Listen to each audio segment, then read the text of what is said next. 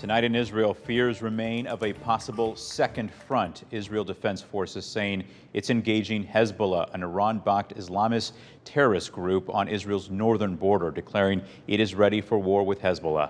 ABC's Melissa Don has the latest. Amid the ongoing conflict in Israel and Gaza, the death toll growing rapidly on both sides. Israel now urging citizens to the north to seek shelter after a hostile aircraft entered its airspace from Lebanon. The IDF declaring it is ready for war with Hezbollah.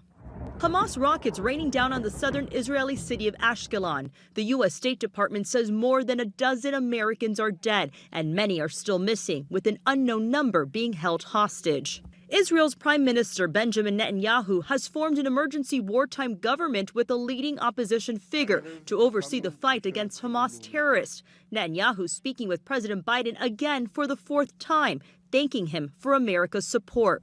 Biden speaking during a meeting with Jewish community leaders at the White House. My commitment to Israel's security and the safety of the Jewish people is unshakable.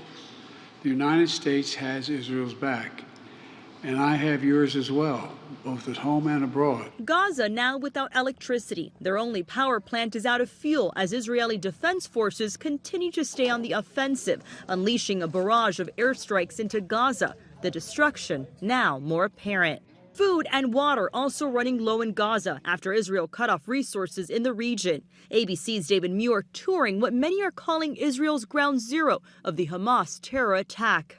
What's been left behind here is simply horrifying. The Israeli military telling us that the Hamas militants came in from 4 or 5 different directions and began indiscriminately killing mothers, fathers, their children. The Pentagon delivering critically needed military equipment to America's closest Middle East ally. And in a sign of unity, Israelis in Holon, north of Gaza, heard singing their national anthem across apartment balconies, clinging to hope.